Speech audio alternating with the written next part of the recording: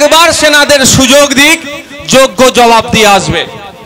গতকালকে বলেছিলাম ঠিক রাত্রি 1:30টার দিকে আমাদের সেনাদের হুকুম পেয়েছে, সেনারা আদেশ পেয়েছে 25 থেকে 30 মিনিটের মধ্যে সেনারা তাদের কলিজা দেখিয়ে পাকিস্তান থেকে যারা আমাদের দেশের অস্থিরতা তৈরি করার চেষ্টা করছিল সেই সমস্ত জঙ্গিগুলো এবং জঙ্গির ঘাঁটিগুলো একাধিক ধ্বংস করে দিয়েছে।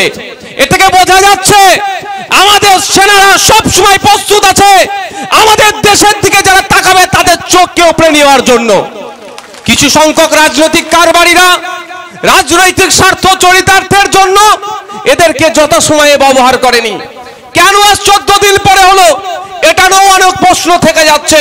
সময় কথা বলবে, কিন্তু আমি অভিনন্দন জানাই, শুভেচ্ছা জানাই আমার এই 3 বিভাগের সেনাকে, এয়ারফোর্সকে, নেভিকে, ইন্ডিয়ান আর্মি, এই 3 বিভাগ মিলে যে স্ট্রাইক চালিয়েছে, যে আক্রমণ চালিয়েছে, আমাদের সেনার পক্ষ থেকে প্রেস স্টেটমেন্টও দেওয়া হয়েছে যে কোনো সাধারণ মানুষের উপর আক্রমণ হয়নি।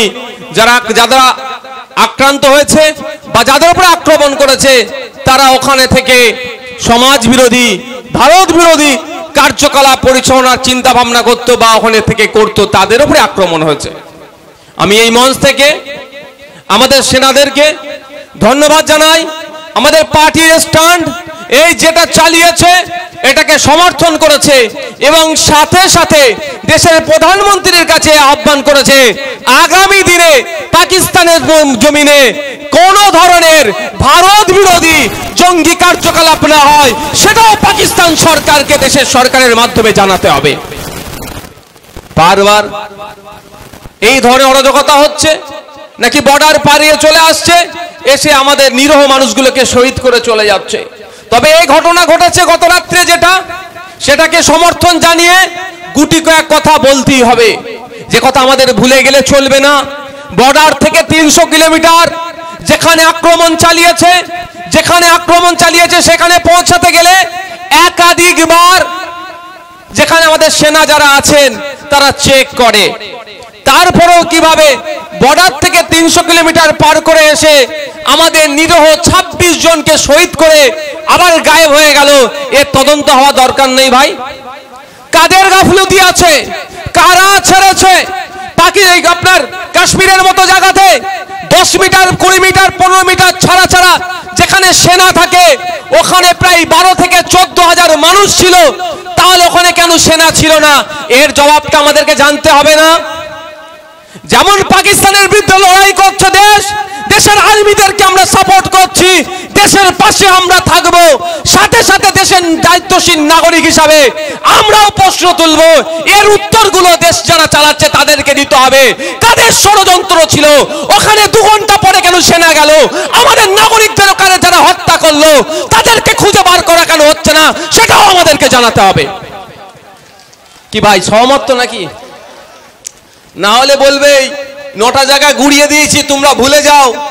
আগামী দিনে তাহলে এই ধরনের ঘটনা ঘটলে জবাব দিতে কে? আমাদের প্রশ্ন করতে হবে। যেখানে বিভিন্ন ধরনের আর্মি আছে, বিভিন্ন ধরনের গোয়েন্দা আছে, প্রায় 8 থেকে 12 লক্ষ সামরিক বাহিনী, আধা সামরিক বাহিনী যে স্টেটে আছে, পৃথিবীর কোন জায়গায় এই ধরনের এত বাহিনী নাই যেখানে কাশ্মীরে আছে। সেখানে এত বড় ঘটনা ঘটালো, পার্কের মধ্যে ঢুকে দরজা দিয়ে গেট লক করে ধর্ম দেখে দেখে নাকি গুলি করলো, আবার তারা গায়েব হয়ে গেল। সেই সময় আমাদের ওখানে যারা ডিউটিরত ছিল তারা কোথায় ছিল? তারপরে শুধু নয়, গুলি খেয়ে অনেকে বেঁচে ছিলেন, কিন্তু দুর্ভাগ্য প্রায় 2 ঘন্টা পরে সেনা এসে তাদেরকে রেস্কিউ করেছে।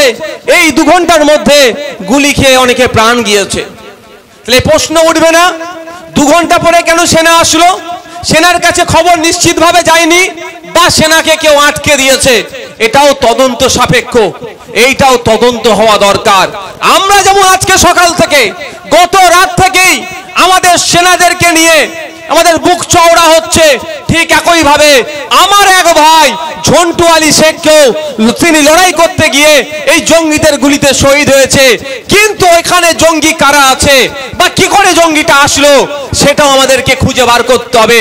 বার করার দায়িত্ব কার? সরকারের। আর জানাবার দায়িত্ব সরকারের, আর জানবো আমরা নাগরিক। এটা ভুলে গেলে চলবে না। কাশ্মীরে যে বর্বরোচিত হামলা হয়েছে, এর প্রতিবাদে সারা দেশে বিক্ষোভ হচ্ছে, প্রতিবাদ সভা হচ্ছে, আপনাদের এখানেও ঢোলাতে হচ্ছে। এবং সাথে সাথে যারা শহীদ হয়েছেন তাদের স্মৃতিতে আমরা আজকে কত রক্তদান হয়েছে,